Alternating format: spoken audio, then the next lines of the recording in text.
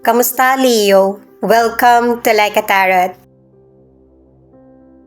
Alamin natin ang kapalaran mo gamit itong rune. Mamaya, alamin natin ang situation mo, ang situation ng person mo, at saka ang relationship nyo. Sa huli, alamin din natin kung ano ang feelings ng person mo. Itong dagas, ang ibig sabihin nito ay matatapos na yung walang tigil na pagsasakripisyo mo. Magkakaroon na ng kasaganaan, happiness at saka development sa buhay mo. Kung meron kang nawawalang gamit, matatagpuan mo na ito. At kung merong lihim sa nakaraan ay malalaman mo na ito.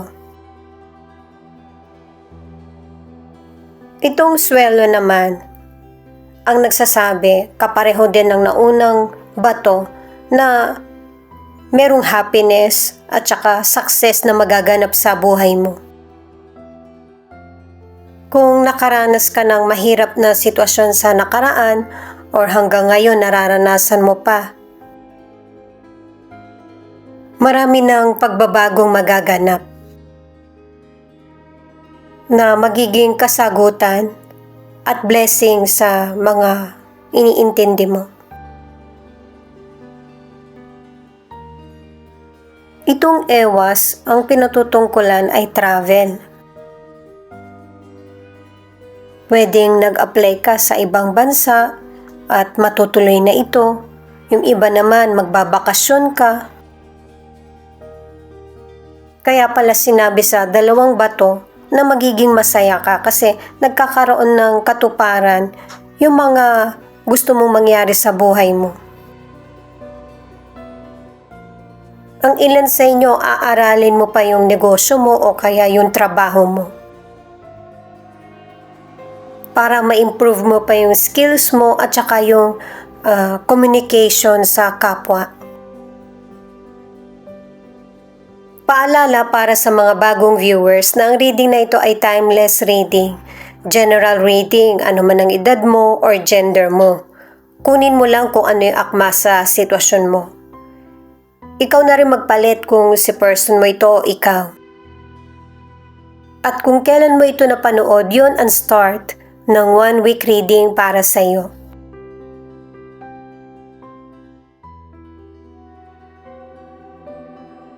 Uunahin ko muna kung ano yung situation mo.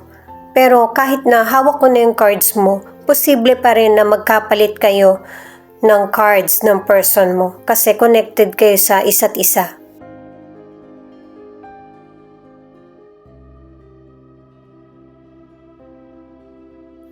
Nine of Wands, the Chariot, King of Swords in reverse.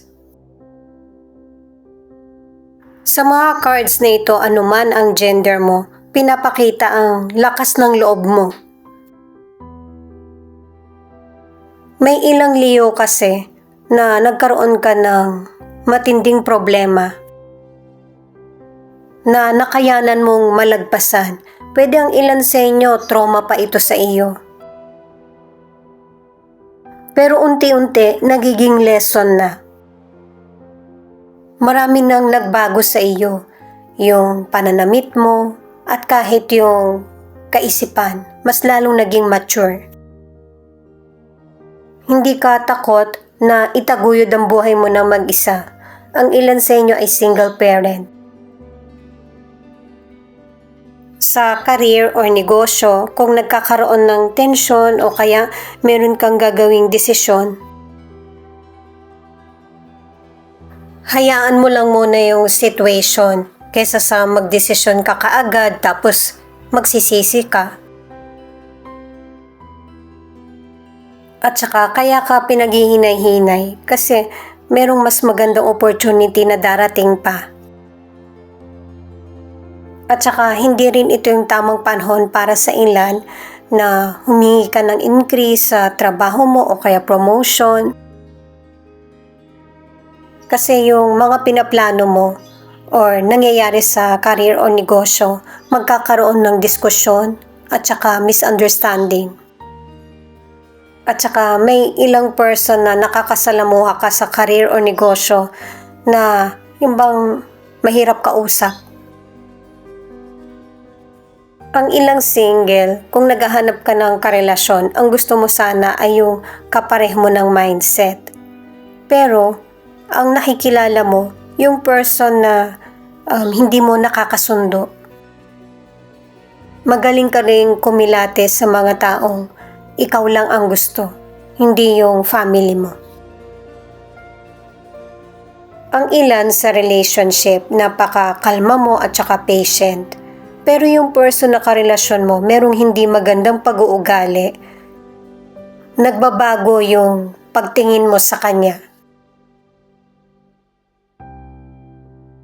Eight of Swords, Ace of Pentacles, Five of Swords. Guys, pwede kayo magkabaliktad ng cards ng person mo, ikaw na lang tumukoy. Kasi sa cards na ito, merong person na hindi makaramdam ng kalayaan. Yung bang kailangan sumunod sa rule ng kapwa or ng person. At dahil sa kinokontrol or minamanipula, yung kaisipan ng person mo ay nagiging negatibo.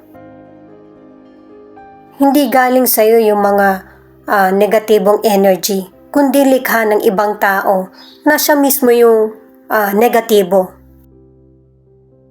Maibabalik ang power kung magkakaroon siya ng sariling desisyon.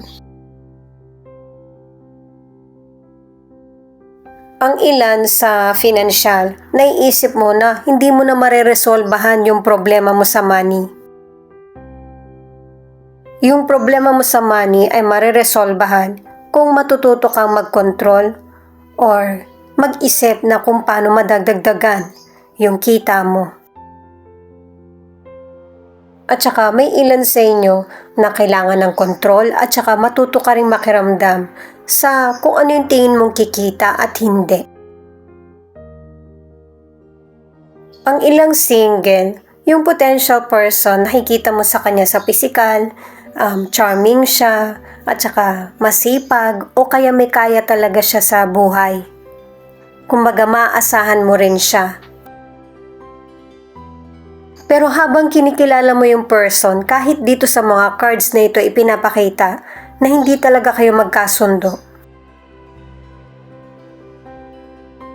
Para sa ilan na nasa relationship, suriin mo munang maigi yung relationship nyo bago magkaroon ng desisyon.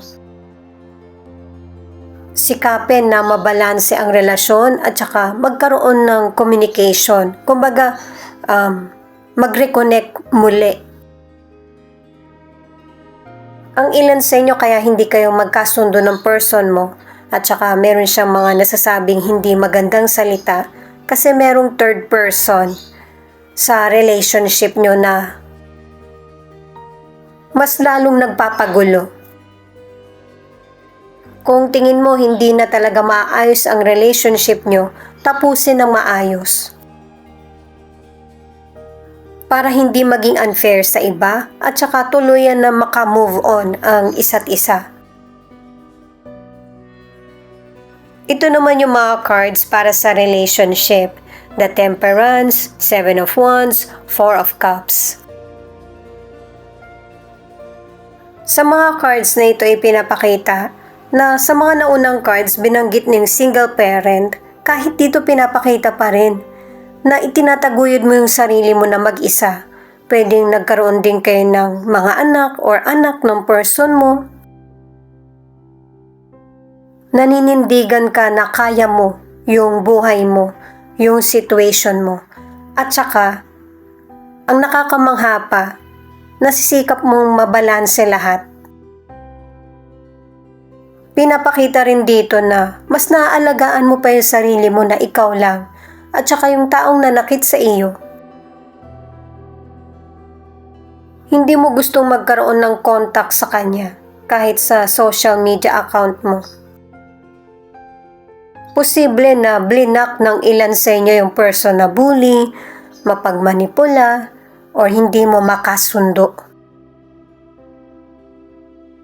Ang ilan sa inyo pwedeng katrabaho mo ito, person mo ito, o kaya family member, o kaya kakilala. Iniiwasan mo na magkaroon ng koneksyon sa kanya. Ang ilan sa inyo sa kalusugan ay healthy yung pangangatawan mo.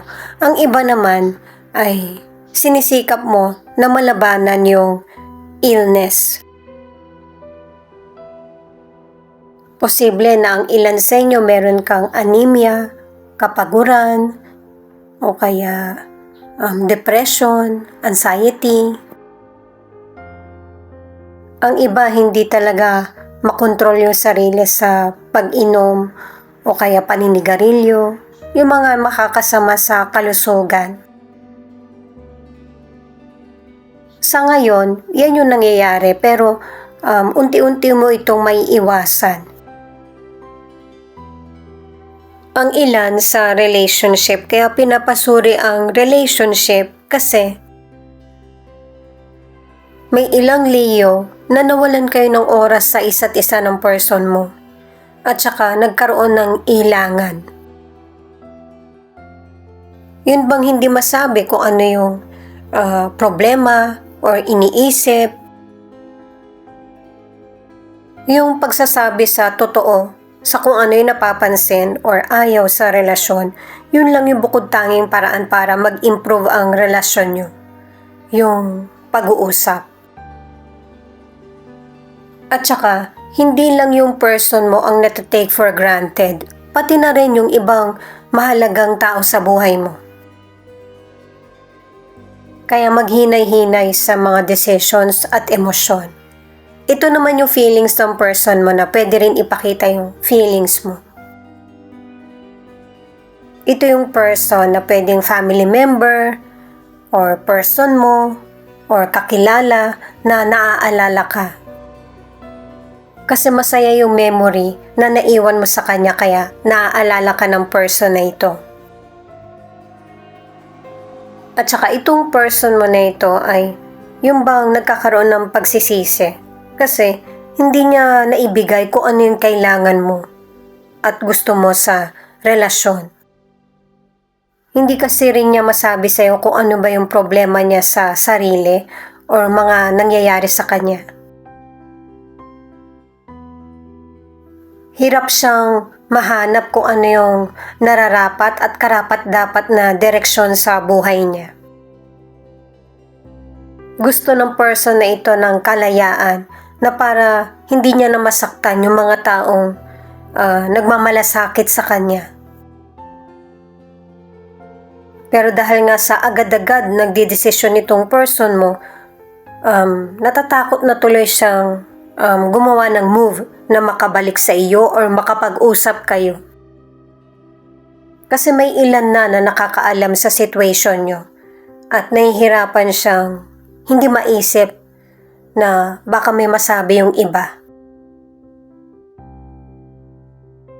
Nagkakaroon ng pagsisisi itong person mo kaya nga sa mga naunang cards ay inaalala niya kung ano yung mga magandang nangyari sa inyo nung magkasama kayo.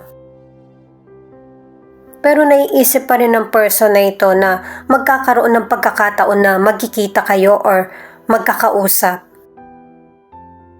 Ready na kasi siya na ipaliwanag yung side niya. Kung inabandona ng person na ito or bigla na lang siyang nawala sa relasyon nyo, nawala ng koneksyon, hindi pa rin siya nawawala ng pag-asa. Kasi gusto pa rin niya talagang maayos kayo. Kahit na sa tingin niya ay matagal siyang nawala sa buhay mo. Nasa sa iyo yan kung tatanggapin mo itong person na ito. Dahil kahit sa huling card na, sinasabi niya na hindi pa kayo tapos. Meron pa kayong kailangan pag-usapan or meron ka pang kailangan malaman. Di ba sinabi na rin sa mga bato na magkakaroon na ng clarity yung situation mo sa nakaraan? At saka kahit sa mga tarot cards, pinapakita na nakapag-adjust ka na. Ano man ang gender mo, single ka man or nasa relationship, ay tanggap mo na kung ano yung nangyayari sa buhay mo ngayon.